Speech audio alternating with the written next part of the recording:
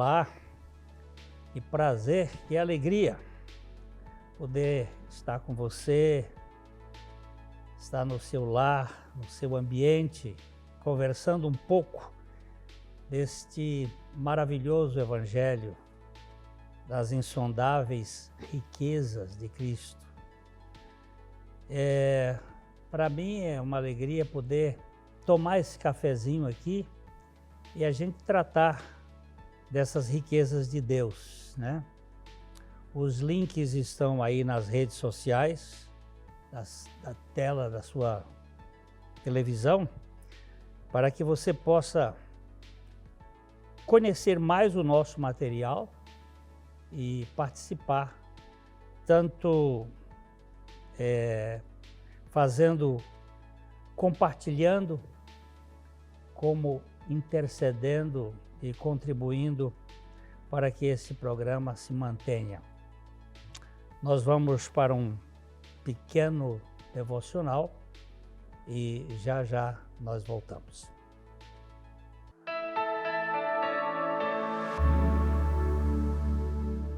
Ótica Higienópolis. Há 35 anos no mercado óptico de Londrina, sempre com novidades em produtos e tecnologia. Nossa equipe está preparada para dar uma verdadeira consultoria, facilitando a escolha de seus óculos para correção ou proteção solar. Ajuste de óculos personalizados, respeitando o conforto e anatomia do seu rosto. Ótica Higienópolis. Avenida Higienópolis, 346, em Londrina.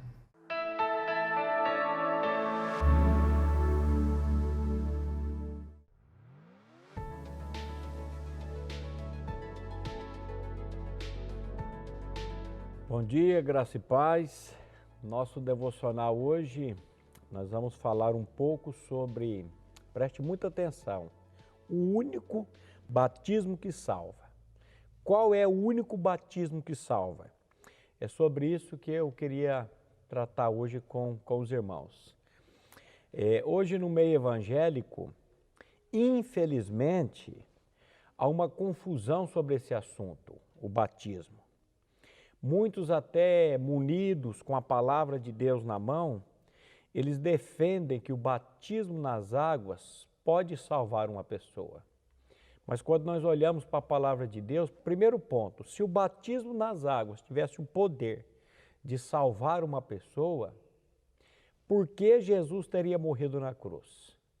Se eu, por meio de um ritual chamado batismo nas águas, pudesse ser salvo, eu creio que Jesus Cristo e a obra dele na cruz teria sido algo completamente vão.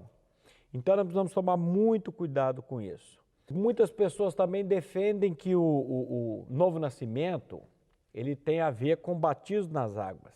Até usam aquele texto de João, capítulo 3, quando Jesus, naquela conversa com Nicodemos, Jesus diz assim, em verdade vos digo, João 3,5, depois você confira aí na sua Bíblia, na sua casa. Em verdade vos digo, que quem não nascer da água e do Espírito não pode entrar no reino de Deus. O que é biblicamente nascer da água? Que aqui as pessoas falam, você está vendo? É o batismo nas águas que salva. Nós precisamos ir para a palavra de Deus, porque a Bíblia explica a Bíblia. A palavra de Deus mostra que água na Bíblia é símbolo da palavra. Jesus disse que aquele que crê que do seu interior ia fluir rios de água viva. Paulo diz que nós somos santificados pela lavagem da água pela palavra. Então, esse texto aqui ele pode ser traduzido, aquele que não nascer da palavra e do Espírito. A palavra de Deus que tem o poder de gerar vida no nosso espírito. E quando nós pegamos o capítulo 6 de Romanos, Paulo vai dizer, ou porventura não sabeis ou ignoreis que todos nós que fomos batizados em Jesus Cristo, fomos batizados na sua morte, presta atenção que esse é o batismo que salva. O batismo não nas águas, mas o batismo da nossa morte com Cristo na cruz do Calvário. E Paulo prossegue no versículo 4 dizendo, fomos, pois, sepultados com ele na morte pelo batismo, para quê? Como Cristo foi ressuscitado dentre os mortos pela glória do Pai, assim andemos nós também em novidade de vida. Então, meus queridos, o único batismo que salva é o batismo da nossa morte em Cristo Jesus. Fique agora com a meditação do pastor Glênio. Graça e paz.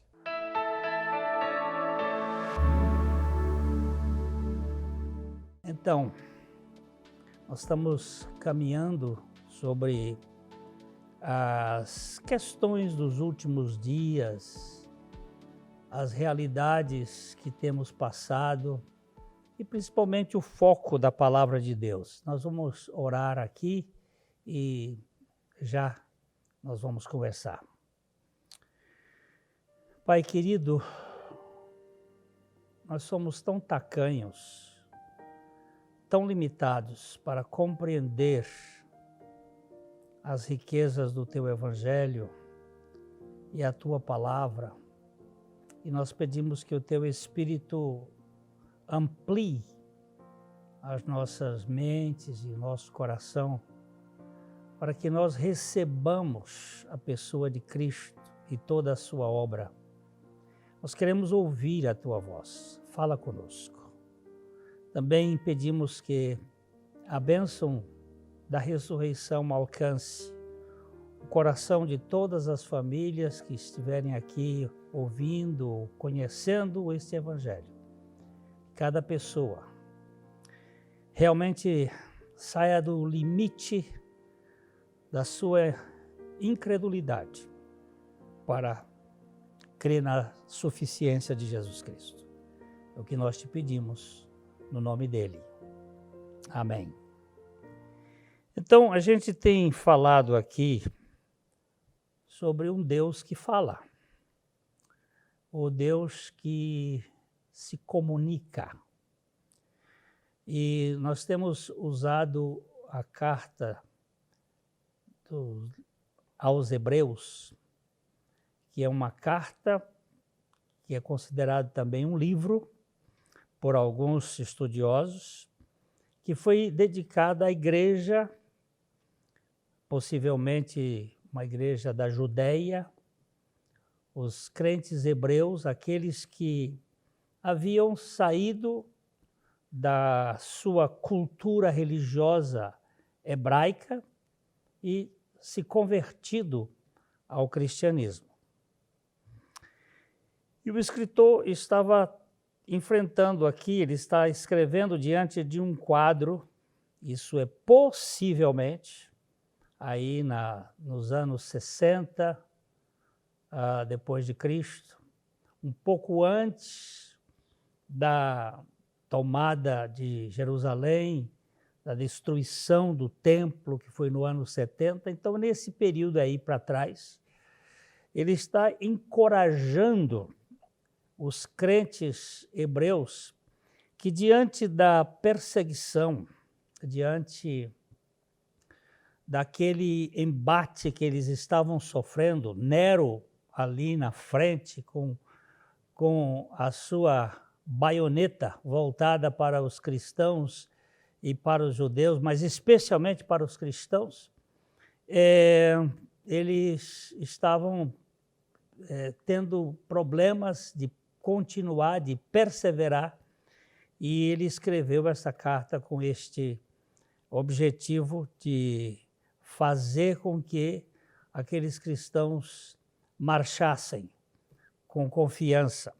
E ele começa a carta dizendo que, havendo Deus outrora falado muitas vezes e de muitas maneiras, falado aos pais hebreus, através dos profetas, então ele usa a expressão, nestes últimos dias, nos falou pelo Filho, a quem constituiu herdeiro de todas as coisas e pelo qual também fez o universo. Ele trabalha aqui a ideia de uma linguagem final, que chamamos aqui de uma linguagem conclusiva, completa, plena, total, irretocável, que é a linguagem da encarnação do Verbo. O Verbo se fez carne e habitou entre nós. falando de Jesus. Então, nós temos aqui um Deus que fala, havendo Deus outrora falado. E no outro programa eu já falei sobre esse assunto, mas eu quero reprisar que a criação, o livro da criação, ela tem uma eloquência, a criação tem uma linguagem que ela aponta para uma realidade do Criador. Na carta de Paulo aos Romanos, ele diz que os atributos invisíveis de Deus, assim o seu eterno poder, como também a sua própria divindade, claramente se reconhecem desde o princípio do mundo, sendo percebidos por meio das coisas que foram criadas. Eu olho uma árvore e eu tenho que admitir que atrás dessa árvore não existe apenas uma explosão, alguma coisa aleatória, porque ali tem muita complexidade. Você tem o eterno poder e a divindade são claramente percebidos por meio da criação. Então, há um Deus que fala no silêncio da natureza, mas que está apontando para a realidade através da criação. Através das leis da natureza. O apóstolo Paulo disse: quando, pois, os gentios, que não têm lei, procedem por natureza de conformidade com a lei, não tendo lei, servem de lei para si mesmos. Estes mostram a norma da lei gravada no seu coração, testemunhando-lhes também a consciência e os seus pensamentos, mutuamente acusando-os ou defendendo-se. Há uma consciência, há uma lei natural, a lei que está no universo, em todas as tribos e povos. Há uma linguagem da consciência que aponta para um Criador e um Deus que está no comando de todas as coisas. Deus fala através da sua consciência. Por mais cauterizada que ela esteja, aí existe uma linguagem de Deus falando. A nossa consciência fala. Os profetas falaram. Como disse claramente o texto de Hebreus, que havendo Deus outrora falado muitas vezes e de muitas maneiras aos pais pelos profetas. O primeiro profeta deste tempo pós-diluviano foi Abraão. Depois nós tivemos vários outros, mas o mais notável deles foi Moisés, que escreveu 5 livros, os chamados Pentateucos, com profecias muito significativas. E depois nós tivemos um número significativo de profetas que trazem essa linguagem de Deus. Mas ele também fala pelo Espírito Santo. Em Hebreus, no capítulo 3, no versículo 7, diz: assim, pois, como diz o Espírito Santo, hoje, se ouvirdes a sua voz, não endureçais o vosso coração, como foi na provocação no dia da tentação do deserto. O Espírito Santo fala através da palavra, revelando e inspirando, e fala aos nossos corações. Se nós ouvirmos a voz do Espírito Santo, não é para endurecermos o nosso coração. E ele fala pelo Filho, a linguagem do Filho. Jesus Cristo é exatamente aquela linguagem mais perfeita, porque ele traz o abstrato e o concreto. o metafísico e o físico. Ele traz a ideia e a realização. Ele incorpora tanto o lado da invisibilidade da linguagem, como o lado da lógica. É o verbo que se fez carne. E a linguagem de Jesus Cristo, ela é conclusiva para o coração do homem. Nós não pregamos um sistema filosófico. Nós pregamos uma loucura, que é a loucura da cruz. O apóstolo Paulo, ele diz que Deus não o enviou para batizar, mas para pregar o evangelho. Não com a sabedoria da palavra, não com a eloquência, a sofia, que é a palavra sabedoria ali no grego, não é daí de onde deriva a nossa palavra filosofia, que a filosofia é exatamente isso, o amigo do saber, não com esse saber, mas com a palavra um tanto rude, que é a loucura da pregação da cruz de Cristo. Eu vou dar uma paradinha aqui e já nós voltamos para falar desta linguagem que transforma os corações das pessoas.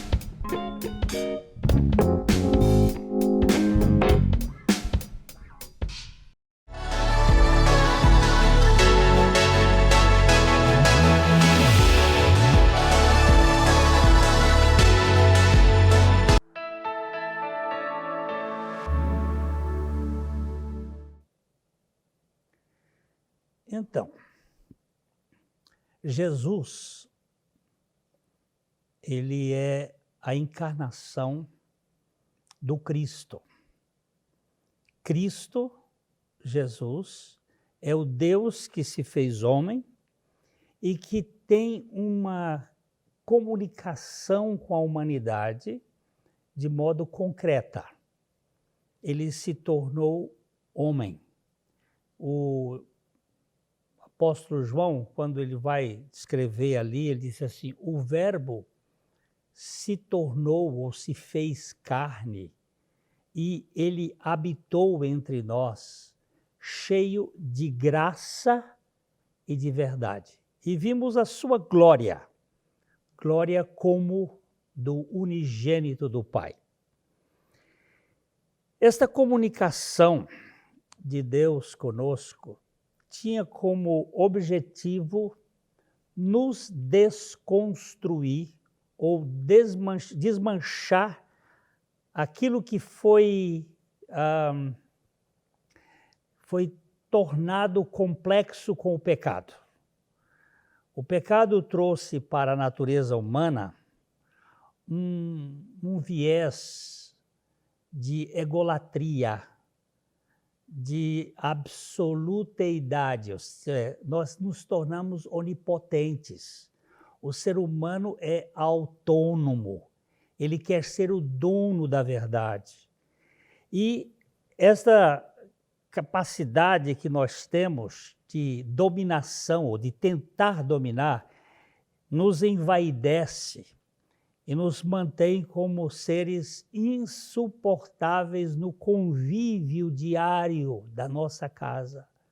Isso você pode notar que a célula menor, que é marido e mulher, uma família, quanta disputa, quanta desavença por nonada, por coisas de pouco valor, mas que os dois se digladiam, se debatem, ficam discutindo. Por quê? Porque nós temos um ego inflado dentro de nós, um ego insuportável.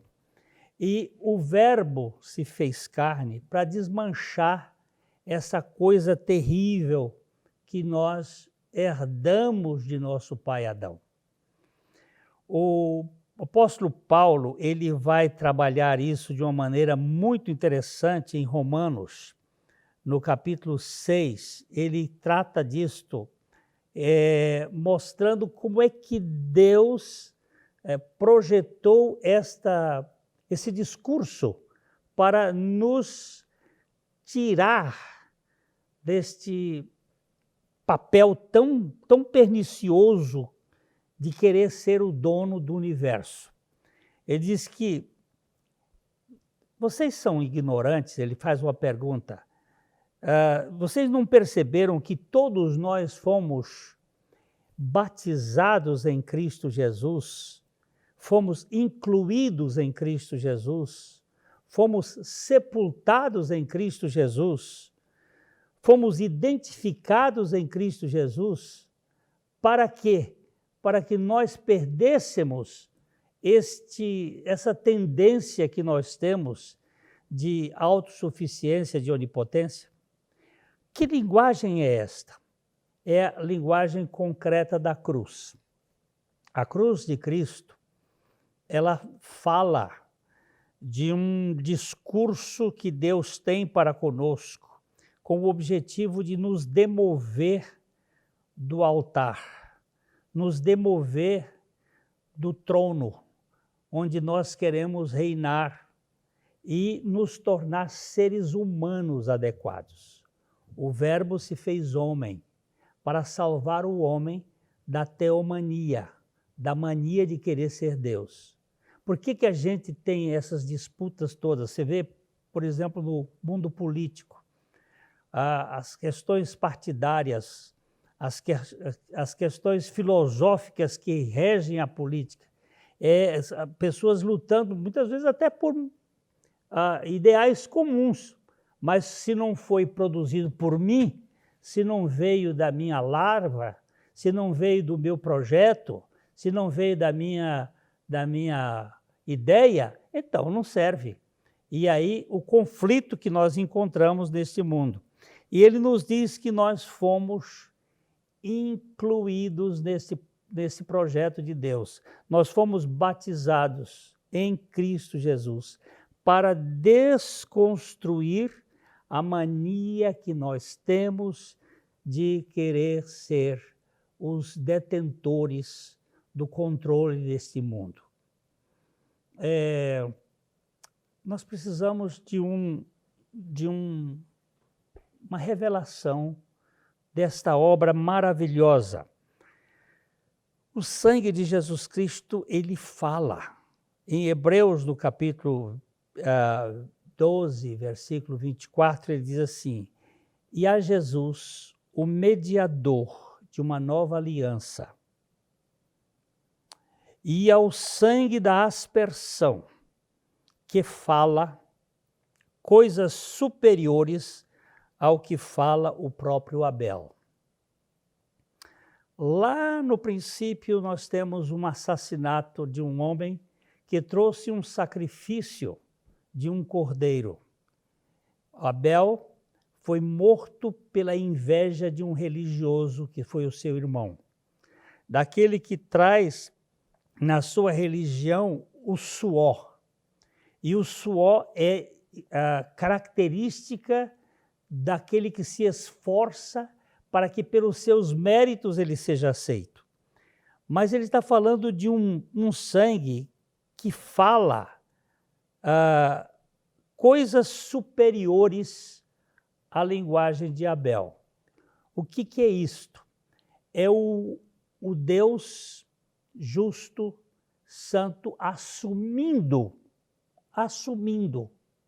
a causa do pecador mais indigno da face da terra. Eu não quero citar nomes de quem é o pecador mais indigno, mas eu me coloco nesse local. Eu sei que se não fosse a graça de Deus, eu estaria lá na ponta, lá no ápice desta natureza pecadora. Então, o que eu quero que você analise é que Deus falou pelo Filho com uma linguagem de libertação. E o Filho disse assim, olha, se vocês conhecerem a verdade vai libertar vocês. Mas quem é a verdade? Ou o que é a verdade? A verdade não é um teorema, a verdade não é uma premissa, a verdade não é um aspecto da filosofia, a verdade é uma pessoa. Jesus disse assim, eu sou a estrada, eu sou o caminho, eu sou a via, eu sou a verdade, eu sou a realidade e eu sou a vida. E ninguém vem ao Pai a não ser por mim. Então, quando Deus falou pelo Filho, ele estava falando um discurso que é completo. E a minha Bíblia garante o seguinte, quem tem o Filho tem a vida. Quem não tem o Filho de Deus não tem a vida. Você pode ter religião, você pode ser católico, pode ser protestante, você pode ser evangélico, você pode ser espírita, você pode ser o que você for. Se você não tiver a realidade espiritual da pessoa de Jesus Cristo, toda a sua religião é inútil, dentro da concepção daquilo que Jesus disse. Tudo isto não passa de criações nossas, de sistemas nossos. Recentemente eu me encontrei com uma senhora que ela diz assim, olha, eu não sou da sua igreja, mas eu tenho gostado muito dessa sua palavra. Eu digo, eu não tenho igreja. O que tem aí são placas. Só quem tem igreja é Jesus Cristo. Nós precisamos acabar com essa mania de que essa igreja ou aquela igreja não tem nenhuma que sirva de fato, que a última palavra, que não tenha problemas. Todos os sistemas têm problema. Mas Jesus Cristo tem a solução para a sua vida. Ele pode mudar o seu histórico, o seu passado, os seus traumas, a sua carreira cheia de problemas e transformar numa nova criação. Porque se alguém, diz a Bíblia, está em Cristo, é uma nova criação, é uma nova criatura. As coisas velhas já passaram. Tudo foi feito novo em Cristo Jesus. Eu espero que você pense nesse assunto, que isto seja bem fortemente considerado por você e que você goze desta graça da fé em Cristo Jesus. Ele é o Salvador de gente como eu, talvez você. Um grande abraço e até a próxima vez que nós vamos nos encontrar aqui no nosso Café e Fé. Até lá.